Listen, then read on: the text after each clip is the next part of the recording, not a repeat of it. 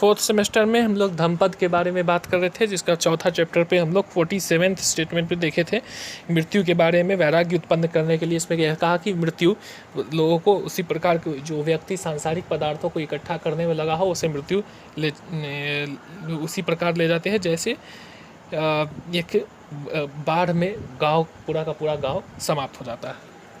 अब आगे का 48 है, death subdues a man who is gathering flowers and whose mind is distracted before he is satiated in his pleasures. सुखोपभोग में लगे, यहाँ पर उस मत का खंडन किया गया है कि जिसमें यह कहता है कि खूब सुखोपभोग करना चाहिए जब तक जीवन काल है।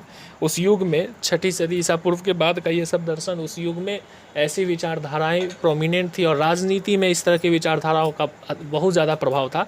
लोकायत जिसे कहते हैं, चार्वाक कहते हैं कि जीवन काल में जितना हो सके अधिक से अधिक सुखोपभोग करना चाहिए। तो सुखवादी दर्शन का यहाँ पर खंडन किया है कि जब तक वो सुख उपभोग करने में व्यस्त रहेगा, उसको संतुष्ट जितना समय में होगा उससे पहले ही मृत्यु उसे ले जाएगा। As the bee collects nectar and departs without injuring the flower or its colour or scent, so let a sage dwell in his village. 49th तुलना किया है मधुमक्खी से। ये जैसे मध को पुष्प से निकालती है बिना उसे कोई हानि पहुंचाए, उसी प्रकार एक संत को उसी प्रकार रहना चाहिए कि किसी को भी हानि न पहुंचाए, अहिंसा, किसी को भी हार्म न पहुंचाए। इससे वो कर्म बंधन से मुक्त रहेगा। हार्म पहुंचाने की नियत ना रखे, जिससे कि वो कर्म बंधन और ऋणानुबंध के संबंध से मुक्त रहेगा, फिर से जन्म लेने का चक्कर से मुक्त रहेगा। Not the perversities of others, not the sins of commission or omission, but his own misdeeds and negligences should a sage take notice of. किसी अन्य व्यक्ति का पाप, किसी अन्य का बुराई का नज़र न रखे, अपने जो दुष्कर्म है उस पर नज़र रखना चाहिए। वो उसके कल्याण के लिए यही आवश्यक है। बुद्ध यही कहते हैं, अपने भीतर झांक कर अपने अंदर उन वैल्यूज़ को कल्टीवेट करना चाहिए जो अपने प्रगति के लिए आवश्यक हो। तो अब यहाँ तो निर्माण के लिए उद्देश्य से कहा गया। जातक कथाएं भरी पूरी है, 3000 के आसपास कथाएं हैं इसमें। तो इसमें व्यापार में सफलता हो या ये राजनीति में सफलता हो, किसी भी चीज़ में सफलता हो, तो उसके लिए जिन मूल्यों को कल्टीवेट करने की आवश्यकता है, जो जिन गुणों को अपने भीतर कल्टीवेट करने की आवश्यकता है, तो उन गुणों के बारे में कहा है कि उसको कैसे कल्टीवेट करेंगे। तो हम अपने भीतर झांक कर देखें, अन्य लोगों को के प्रति दृष्टि न रखकर अपने भीतर वो दृष्टि रखना, ताकि वो हमारा अपना उद्धार हो, किसी अन्य का बाद में, किसी अन्य को देखने की ज़रूरत नहीं। 51 इसमें 51वां है, like a beautiful flower full of colour but without scent are the fine but fruitless words of him who does not act accordingly. एक खूबसूरत फूल जो खूबसूरत हो, सुंदर हो, कलरफुल हो, लेकिन उस पर सुगंध नहीं हो, उसी प्रकार ऐसा कोई व्यक्ति जिसके शब्द तो बहुत अच्छे हो, जो ज्ञान की बातें करता हो, जो जिसके पास शब्द तो है किंतु उसके अनुकूल कर्म नहीं है, तो वो वैसा ही वही बात हो जा रहा है निर्गंधा एवं किंशुका, कि कर्म उसमें मतलब आचरण में इसे लाए, आचरण में लाने की आवश्यकता है, बौद्धिक ज्ञान से नहीं, वो आचरण में लाकर अपने भीतर उसे रियलाइज करने की ज़रूरत है।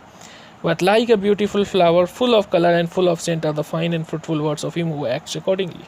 ये तुलना मेटाफोर यहाँ उसी प्रकार सिमिली कि जैसे ये एक सुंदर पुष्प जिस सुंदर है साथ उसमें सुगंध भी है, तो उसी प्रकार वैसा व्यक्ति जिसका कि ज्ञान की बातें वो जितना बोलता हो वैसा वो करता भी है, तो उसको इस प्रकार तुलना किया गया।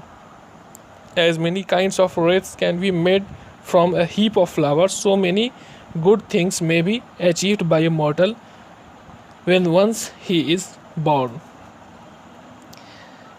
एक बार वो जन्म लेकर कई सारे गुणों को अपने अंदर विकसित कर सकता है। जैसे वही बात पुष्प से जैसे कई सारे तरह का चीज़ बनाया जा सकता है, उसी प्रकार कई सारे वो गुणों को अपने अंदर विकसित कर सकता है जिसने एक बार जन्म लिया। तो जन्म लेकर उसे उस जीवन को अच्छे गुणों को विकसित करने में लगाए।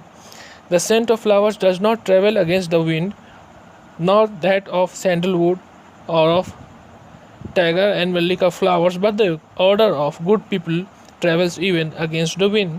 अब good man pervades every place. कहा है कि एक तो प्रकृति का नियम कि जो सुगंध है पुष्प का वो वायु के अनुकूल हवा के जो है उस मार्ग पे चलेगा, लेकिन एक सज्जन व्यक्ति का जो उसके जो गुण है वो विपरीत परिस्थितियों में भी अपना प्रभाव डालते हैं। विपरीत विरोधी जो गुण वाले दुर्जनों पर भी अपने श्रेष्ठ प्रभाव वो डाल देते हैं। तो इसलिए उन गुणों को अपने अंदर कल्टीवेट करना चाहिए। सैंडलवुड और टाइगर और लोटस फ्लावर और वासिकी among these sorts of perfumes the perfume of virtue is unsurpassed. और कई तरह के परफ्यूम है, सुगंध है, किंतु जो सत्कर्म का जो है सुगंध सत्कर्म वह सबसे उत्तम है। Mean is the scent that comes from tiger and sandalwood the perfume of those who possess virtue rises up to the gods as the highest। कि जो जिसने अपने भीतर सद्गुण को विकसित किया वह वो सर्वोच्च ऊंचाई तक जा सकता है, बाकी ये सारे जो पुष्प है वो उसके आगे तुच्छ है। 57 of the people who possess these virtues who live without thoughtlessness and who are emancipated through true knowledge mar the tempter never finds the way। जो इन गुणों को विकसित कर ले, जो अपने अंदर सही विचारों को रखे, विचार शून्य नहीं हो। विचार शून्य का यहाँ पर तात्पर्य है व्यावहारिक अर्थ में है ये श्रेष्ठ जो विचार है, जो धर्म की जो शिक्षा है, बुद्ध की जो शिक्षाएं हैं, सत्य है, उन सत्य से विमुख नहीं हो, इस अर्थ में है। वो तो समाधि की अवस्था में होता है। थॉटलेस की विचारों को त्यागना वो नहीं बात है, वहाँ पर इम्पीरिकल प्लेन पर बात किया जा रहा है, व्यावहारिक स्तर की बात है।